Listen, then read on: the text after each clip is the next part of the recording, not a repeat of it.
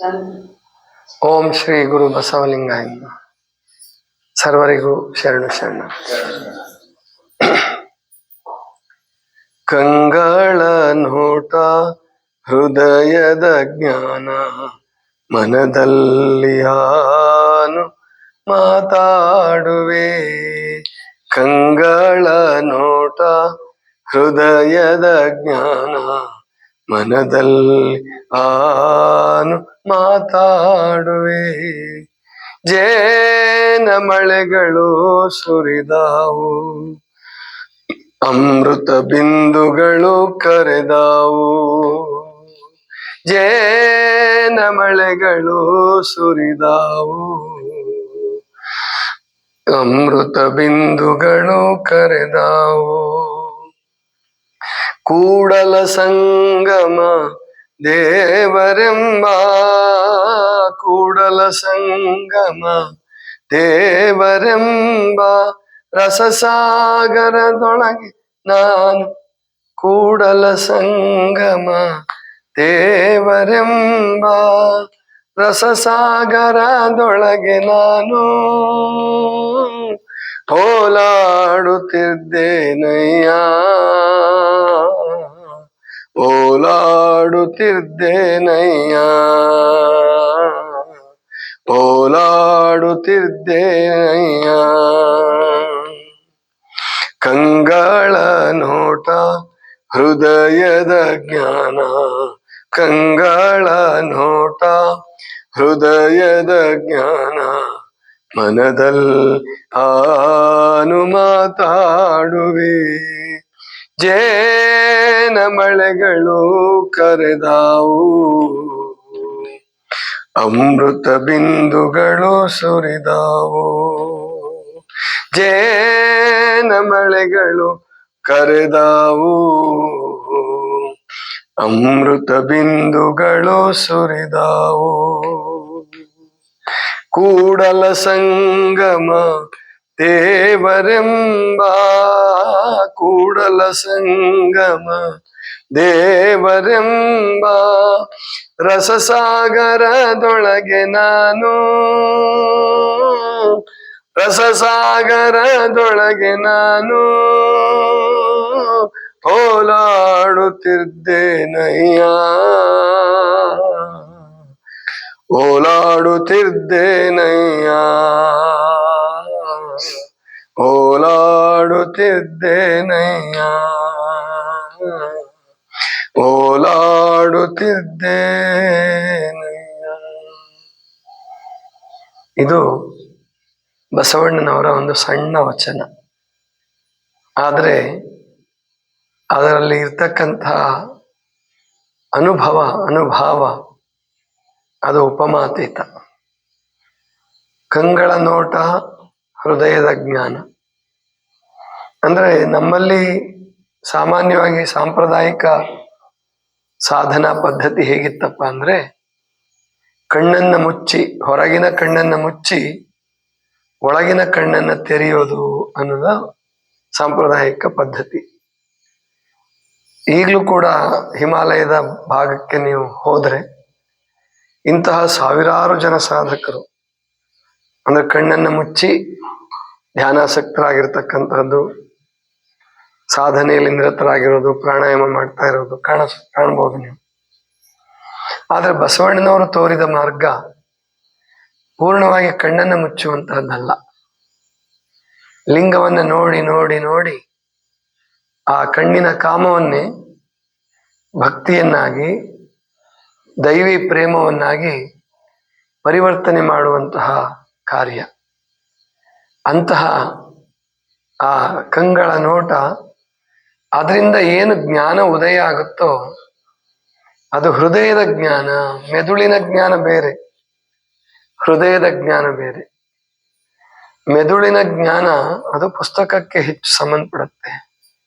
ಮಸ್ತಕ ಜ್ಞಾನ, ಪುಸ್ತಕ ಜ್ಞಾನ ಹೆಚ್ಚು ಕಡಿಮೆ ಒಂದೇ. ಹೃದಯದ ಜ್ಞಾನ ಅಂದ್ರೆ ಇದೀಗ ತಾಯಿ ಪ್ರೇಮ, ಗುರುವಿನ ವಾತ್ಸಲ್ಯ, ಆ ಗುರುವಿನ ಜವಾಬ್ದಾರಿ, ಗುರುವಿನ ತ್ಯಾಗ, ಮತ್ತು ಎಷ್ಟೋ ಜನ ಭಕ್ತರ ತ್ಯಾಗ ಇದೆಲ್ಲ ಇದೆಯಲ್ಲ, ಇದು ಹೃದಯದಿಂದ ಬರುವಂತಹದ್ದು. ಆ ಹೃದಯದಿಂದ ಬಂದಿದ್ದು ಹೃದಯಕ್ಕೆ ಮುಟ್ಟುತ್ತೆ.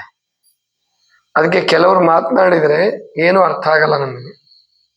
ಯಾಕಂದ್ರೆ ಅವರು ಮಸ್ತಕವನ್ನು ಬಳಸಿ, ಮೆದುಳನ್ನು ಬಳಸಿ ಮಾತನಾಡ್ತಾರೆ ಬುದ್ಧಿ ಪೂರ್ವಕವಾಗಿ.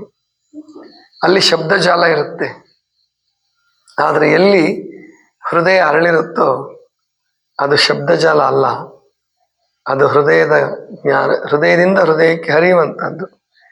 ಎಷ್ಟೋ ಸಾರಿ ಕೆಲವು ಗುರುಗಳು ಶಿಷ್ಯರಿಗೆ ಏನು ಹೇಳೋದೇ ಇಲ್ಲ, ಸುಮ್ಮನೆ ಅವರ ಸಾನ್ನಿಧ್ಯದಲ್ಲಿದ್ದರೆ ಅವರ ಜ್ಞಾನ ಶಿಷ್ಯರಿಗೆ ವರ್ಗಾವಣೆ ಆಗಿರುತ್ತೆ. ಅಷ್ಟರ ಮಟ್ಟಿಗೆ ಭಾವನೆಗಳು, ಆಮೇಲಿನ ಜ್ಞಾನ, ಭಕ್ತಿ, ಪ್ರಸಾರ ಕೇಂದ್ರ. ಆದರೆ ಆ ಹೃದಯವನ್ನು ಪರಿಶುದ್ಧಗೊಳಿಸೋದಿದೆಯಲ್ಲ, ಅದು ಬಹಳ ಮುಖ್ಯವಾದಂಥದ್ದು. ಅಂತಹ ಕಂಗಳ ನೋಟ, ಹೃದಯದ ಜ್ಞಾನ, ಮನದಲ್ಲಿ ಆನು ಮಾತಾಡುವೆ. ಅಂದ್ರೆ ಮನಸ್ಸಿನಲ್ಲಿ ಮಾತಾಡ್ಕೊಳ್ಳೋರು ಇಬ್ರು. ಮನಸ್ಸು ಮಾತಾಡ್ದಂಗೆ ಕೇಳಿಸುತ್ತದೆ ಹುಚ್ಚರಿಗೆ. ಹುಚ್ಚರಿಗೂ ಕೂಡ ಏನೇನೇನೋ ಧ್ವನಿಗಳು ಕೇಳ್ತಿರ್ತಾವ. ಮಾನಸಿಕ ಅಸ್ವಸ್ಥರಿಗೆ ಏನೇನೋ ಧ್ವನಿಗಳು ಕೇಳ್ತಾವ. ಅದು ಸ್ಕಿಜೋಫ್ರೀನಿಯಾ ಅಂತ ಯಾವುದೋ ಒಂದು ಕಾಯಿಲೆ ಇದೆ. ಅದರಲ್ಲಿ ಧ್ವನಿ ಕೇಳ್ದಂಗೆ ಆಗ್ಬಿಡುತ್ತೆ ಅವ್ರಿಗೆ, ಒದ್ದಾಡೋಗ್ಬಿಡ್ತಾವ ಪಾಪ ಅವ್ರು. ಅದನ್ನ ಹಿಂದೆ ಭೂತ ಪಿಶಾಚಿ ಅಂತ ಅನ್ಕೊಳ್ತಿದ್ದು ಉಂಟು. ಅದು ಮನಸ್ಸಿನ ಆಳದಿಂದನೇ ಬರ್ತಕ್ಕಂಥದ್ದು, ಮನಸ್ಸಿನ ವಿಕಾರದಿಂದನೇ ಬರ್ತಕ್ಕಂಥದ್ದು. ಅಂತಹ ವಿಕಾರಗಳಿಗೆ ಸಂಸ್ಕಾರ ಕೊಟ್ಟು ಅದನ್ನ ಊರ್ಧ್ವಮುಖಗೊಳಿಸಿದಾಗ ಮತ್ತೆ ಅಲ್ಲಿಂದ ದೈವಿವಾಣಿ ಕೇಳಿಸುತ್ತೆ. ಅದೇ ಯೇಸು ಕ್ರಿಸ್ತನಿಗೆ ಕೇಳಿದ್ದಾಗ್ಲಿ, ಮಹಮ್ಮದ್ ಪೈಗಂಬರಿಗೆ ಕೇಳಿದ್ದಾಗ್ಲಿ, ಎಲ್ಲಾ ಶರಣರು ಸಂತರು ಶರಣವಾಣಿ ಬಂದಿದ್ದು ಇಂತಹ ಮನಸ್ಸು ಉನ್ಮುಖವಾದಾಗ, ಮನಸ್ಸು ಉಜ್ಜೀವನಗೊಂಡಾಗ, ಊರ್ಧ್ವಮುಖಗೊಂಡಾಗ ಏನು ಉದಯ ಆಗುತ್ತೆ ಅದು ಉಪನಿಷತ್ತುಗಳಾಗುತ್ತೆ, ವಚನಗಳಾಗುತ್ತೆ. ಆದರೆ ವಿಚಿತ್ರ ಅಂದ್ರೆ ನಮ್ಮ ದೇಶದಲ್ಲಿ ಇನ್ನೂ ಕೂಡ 21ನೇ ಶತಮಾನದಲ್ಲೂ ಕೂಡ ಕೆಲವರು ಇಂಥವ್ರು ಇದ್ರು. ಒಬ್ಬ ಬಹಳ ದೊಡ್ಡ ಅಧ್ಯಯನಶೀಲರು. ಅವರು ವೇದಗಳನ್ನು ಅಪೌರುಷೇಯ ಅಂತ ಕರೀತಿದ್ರು. ಅಂದ್ರೆ ದೇವರಿಂದ ಬಂದಂಥದ್ದು, ಇದು ನೇರವಾಗಿ ಬ್ರಹ್ಮನಿಂದ ಬಂದಂಥದ್ದನ್ನ ರಾಜಧಾನಿಯಲ್ಲಿ ವಾಸ ಮಾಡ್ತಕ್ಕಂಥ ಬಹಳ ದೊಡ್ಡ ಅಧ್ಯಾಯಿ ಅಂತ ಕರೆಸ್ಕೊಂಡಂತವ್ರು ಅದನ್ನ ಇನ್ನು ಬ್ರಹ್ಮ ತಂದ್ಕೊಟ್ಟಿದ್ದು, ಬ್ರಹ್ಮ ಹೇಳಿದ್ದು, ಅದು ಋಷಿಗಳಿಗೆ ಕೇಳಿಸಿದ್ದು ಅಂತ ಹೇಳ್ತಾ ಇದ್ರು. ಅಪೌರುಷೇಯ ಅಂದ್ರೆ ಅಲ್ಲಿ ಅರ್ಥ ದೇವರು ಮಾತಾಡಿದ್ದು ಅಂತ ಅಲ್ಲ, ದೇವರು ಮನುಷ್ಯನ ಮೂಲಕವೇ ಮಾತನಾಡೋದು. ಋಷಿಗಳು ಉನ್ನತ ಧ್ಯಾನದಲ್ಲಿದ್ದಾಗ, ಊರ್ಧ್ವಮುಖಗೊಂಡಾಗ, ವಿಕಾರಗಳನ್ನೆಲ್ಲ ಕಳ್ಕೊಂಡಾಗ, ವಿಶ್ವಮಾನವರಾದಾಗ ಅವರಿಂದ ಉದಿಸಿದ ಜ್ಞಾನ ಅದು ನನ್ನ ಜ್ಞಾನ ಅಂತ ಯಾರೂ ಹೇಳಲ್ಲ. ಗೊತ್ತಿದೆ ನಿಮಗೆ ಮಹಾದೇವಕ್ಕನವ್ರದ್ದೊಂದು ವಚನ, ಏನು, ಕೋಲ ತುದಿಯ ಕೋಡಗದಂತೆ, ನೇಣ ತುದಿಯ ಬೊಂಬೆಯಂತೆ, ಆಡಿದೆ ನಯ್ಯ ನೀ ಆಡಿಸಿದಂತೆ, ನುಡಿದೆ ನಯ್ಯ ನೀ ನುಡಿಸಿದಂತೆ, ಇದ್ದೆನಯ್ಯ ನೀ ನಿಲ್ಲಿಸಿದಂತೆ, ಜಗದ ಯಂತ್ರವಾಹಕ ನೀನು ಸಾಕೆಂಬನ್ನಕ್ಕ. ಪರಮಾತ್ಮ ಜಗದ ಯಂತ್ರವಾಹಕ, ಅದೇ ನಮ್ಮಲ್ಲಿ ಜೀವಾತ್ಮನಾಗಿ ನಮ್ಮ ದೇಹದ ಯಂತ್ರವಾಹಕ ಆಗಿರುತ್ತೆ. ಅಲ್ಲಿ ಕರ್ಮಗಳು, ವಾಸನೆಗಳು, ವೃತ್ತಿಗಳು, ಕರ್ಮಗಳು, ವೃತ್ತಿಗಳು, ವಾಸನೆಗಳು ಇವೆಲ್ಲ ದೈವಿಮುಖಗೊಂಡಾಗ, ದೈವೀಕರಣಗೊಂಡಾಗ ಅದು ಮಾತು ಮಂತ್ರವಾಗುತ್ತೆ, ವಾಣಿ ದೈವಿವಾಣಿ ಆಗುತ್ತೆ. ಅದನ್ನೇ ಬಸವಣ್ಣವ್ರು ಹೇಳೋದು, ಮನದಲ್ಲಿ ಆನು ಮಾತಾಡು. ಜೇನ ಮಳೆಗಳು ಸುರಿದಾವು, ಅಮೃತ ಬಿಂದುಗಳು ಕರೆದಾವು. ಜೇನ ಮಳೆಗಳು ಕರೆದಾವು, ಅಮೃತ ಬಿಂದುಗಳು ಸುರಿದಾವು. ಕೂಡಲ ಸಂಗಮ ದೇವರೆಂಬ ರಸಸಾಗರದಲ್ಲಿ ಆನು ಓಲಾಡುತ್ತಿದ್ದೇನಯ್ಯ. ಪರಮಾತ್ಮನನ್ನ ಒಂದು ಉಪನಿಷತ್ತು ಒಂದು ವಾಕ್ಯದಲ್ಲಿ ವರ್ಣಿಸುತ್ತೆ. ರಸೋವೈ ಸಹ ಅಂದ್ರೆ ಅವನು, ರಸೋವೈ ರಸಮಯನಾಗಿದ್ದಾನೆ, ರಸೋವೈ ಸಹ ಪರಮಾತ್ಮನು ರಸಮಯನಾಗಿದ್ದಾನೆ. ಹೌದು, ಪರಮಾತ್ಮ ಜಡ ಅಲ್ಲ. ಅದಕ್ಕೆ ಅವನನ್ನ ಬಂಡೆಗಳಲ್ಲಿ ಅಲ್ಲಿ ಇಲ್ಲಿ ಯಾಕೆ ಕಾಣಬೇಡ್ರಿ, ಕಲ್ಲುಗಳಲ್ಲಿ ಯಾಕೆ ಕಾಣಬೇಡ್ರಿ ಅಂತಾರಂದ್ರೆ, ಸೃಷ್ಟಿಯಲ್ಲಿ ಎಲ್ಲಿ ರಸ ಇರುತ್ತೋ ಅಲ್ಲಿ ಪರಮಾತ್ಮನ ಅಸ್ತಿತ್ವ ಚೆನ್ನಾಗಿರುತ್ತೆ. ಒಂದು ಕಲ್ಲು ಬಂಡೆಯಲ್ಲಿ ಕೆತ್ತಿದ ಮೂರ್ತಿಗಿಂತಲೂ ಆ ಮರ ತಳೆದ ಹಣ್ಣು, ಒಂದು ಮಾವಿನ ಹಣ್ಣು, ಒಂದು ದ್ರಾಕ್ಷಿಯ ಗೊಂಚಲು ಎಂಥ ಅದ್ಭುತ ರುಚಿ, ಒಂದು ಸೇಬು ಹಣ್ಣು ಎಂಥ ರುಚಿ, ಒಂದು ಬಾಳೆಹಣ್ಣು ಎಂಥ ರುಚಿ, ಅದು ಪರಮಾತ್ಮನ ರಸ. ಅಂತಹ ರಸ ಸಾಗರ ಪರಮಾತ್ಮನ ಸಾನ್ನಿಧ್ಯ. ಪರಮಾತ್ಮನ ಸೃಷ್ಟಿಯೇ ರಸಸಾಗರ. ಆದ್ರೆ ಇಲ್ಲಿ ಪರಮಾತ್ಮನೇ ಈ ರಸಸಾಗರದಲ್ಲಿ ಇದ್ಬಿಟ್ರೆ ಯಾರಿಗೂ ಏನು ಕಷ್ಟನೂ ಗೊತ್ತಾಗಲ್ಲ, ಏನು ಲೀಲೇನೂ ನಡೆಯಲ್ಲ.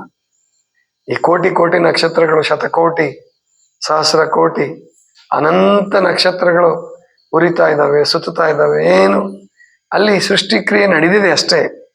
ಅದರಲ್ಲಿ ಪ್ರಜ್ಞಾ ಚೈತನ್ಯ ಇಲ್ಲ, ಪ್ರಜ್ಞಾ ಪ್ರವಾಹ ಇಲ್ಲ. ಪ್ರಾಯಶಃ ಇಡೀ ಸೌರಮಂಡಲದಲ್ಲಿ ಈ ಭೂಮಿಯ ಮೇಲೆ ಮಾತ್ರ ಮಾನವನ ಪ್ರಜ್ಞಾ ಪ್ರವಾಹ ಇರ್ತಕ್ಕಂಥದ್ದು. ಗುರುಗ್ರಹ ಭೂಮಿಗಿಂತ ಸುಮಾರು 330 ಪಟ್ಟು ದೊಡ್ಡದು.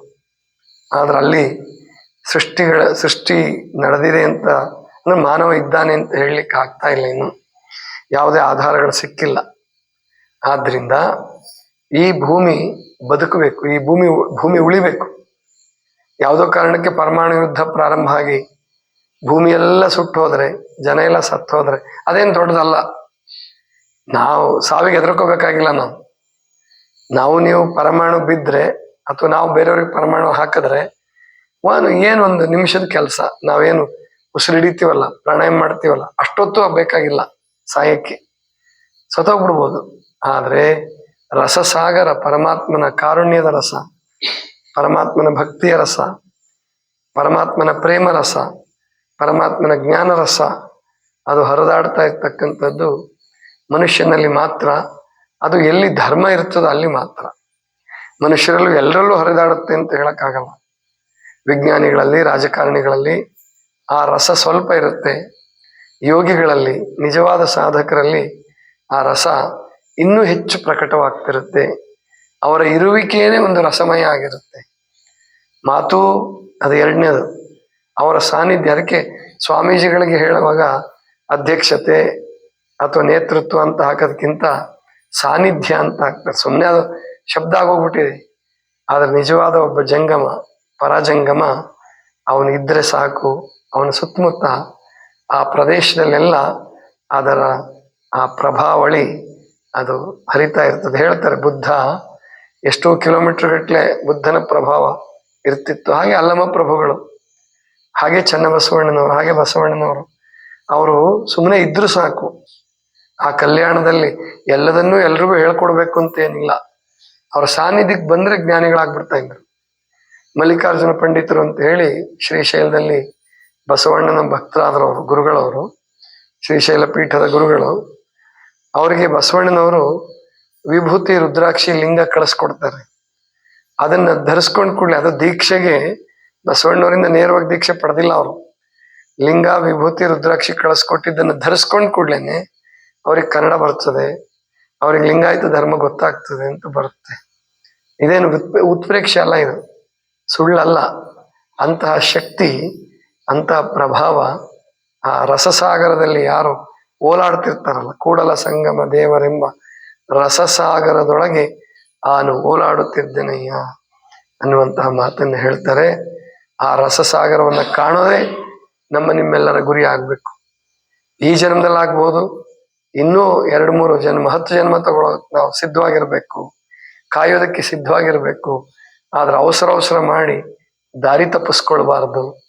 ಆ ನಿಜವಾದ ಲಿಂಗಾಂಗ ಸಾಮರಸ್ಯ, ಆ ರಸಸಾಗರದಲ್ಲಿ ಓಲಾಡೋದು, ಲೋಲಾಡೋದು, ಅದು ಜೀವನದ ಪರಮ ಗುರಿ ಆಗ್ಬೇಕು. ಇದಿಷ್ಟು ಇವತ್ತಿನ ಚಿಂತನ. ಸರ್ವರಿಗೂ ಶರಣು ಶರಣ.